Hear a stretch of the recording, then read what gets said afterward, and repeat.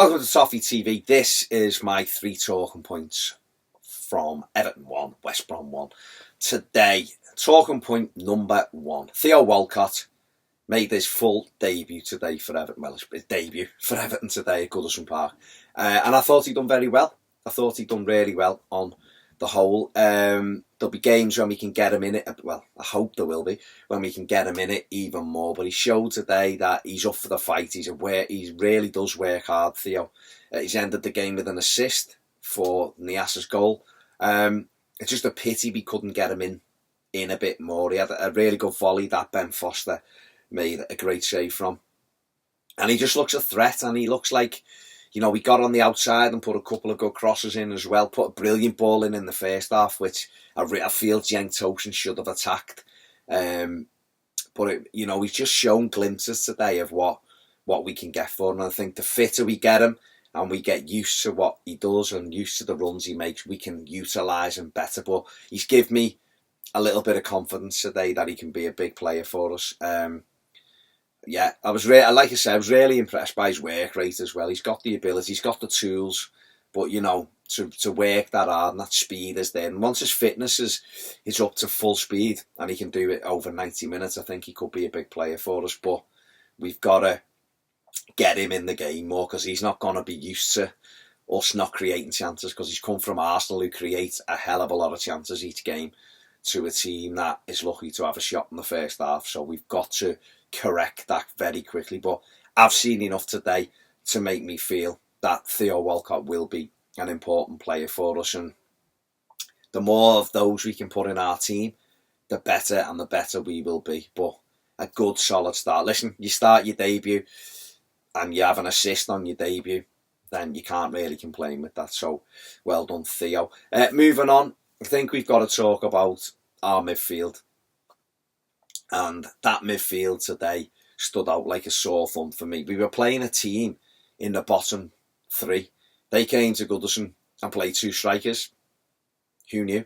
And we went with two defensive midfield players in James McCarthy and Morgan Schneidlin. Now, people have said McCarthy isn't a defensive midfield player. Well, he is.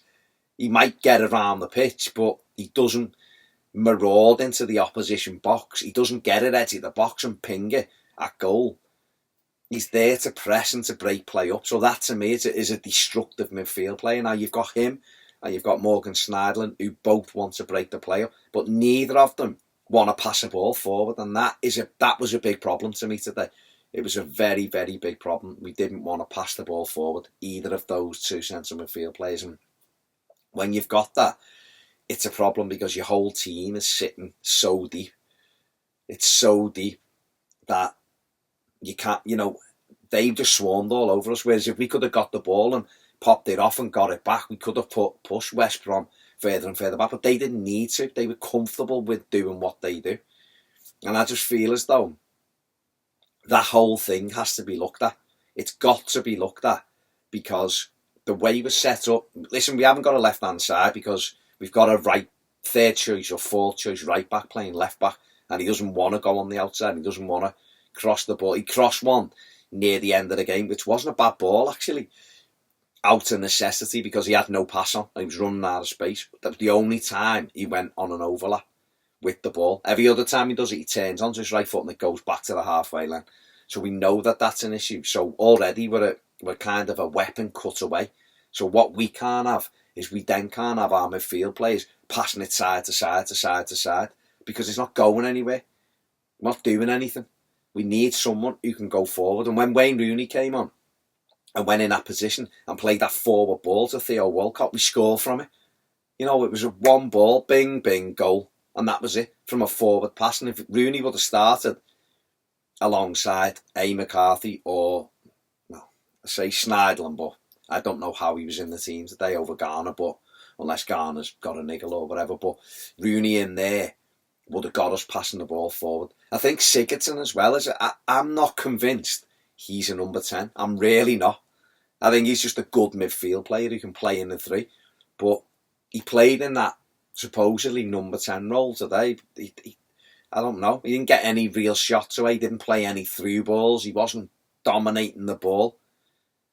So I don't know. But to me, the midfield is all wrong at the minute. The makeup is wrong, and Sam Allardyce has got to look at what our best midfield is. You see, I can't believe Davy Klaassen isn't on the bench or hasn't had a chance alongside a holding midfield player or a destructive midfield player to see whether he can play that. Not necessarily the number 10, but whether he can play in alongside and put tackles in and pop it off and get it back. Someone a little bit different, someone who wants to play forward and not backwards. Do we really need someone to play the ball backwards all the time? Because that's all we do. And then what happens is, when these teams come to Goodison, you're giving them the incentive because you're not pushing them on the back foot.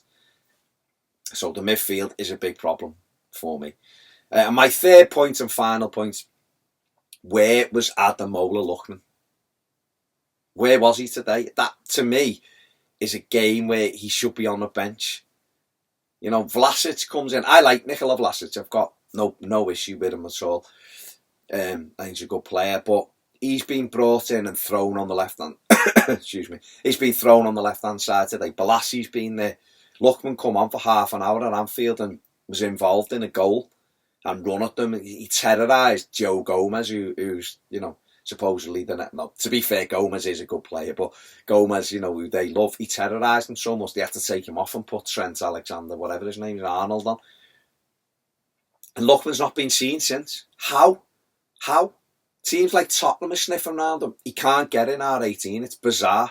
Absolutely bizarre. Now, I'm not saying he should be in starting, but that game today, half an hour to go, put him on, let him run at them, let him get some momentum. Bolassi's going to be up and down. He is. He's just come back from a year out. How is Lookman not on the bench? How? Why have we got Michael Keane and Phil Jagielka on the bench? Is it because you don't want to say to one of them, you're not in the 18? Don't mind doing it to a £25 million centre midfield player, or you don't mind doing it to Sandro Ramirez. Where is he? But, you know, it doesn't make sense what I'm seeing at the moment with some of Sam's decisions. It just doesn't make sense to me. The Lookman one, probably more than any. Well, no, maybe the Klaassen one as well. But Lookman, who has done it, and he's done it in front of Allardyce as well. He's shown him what he can do.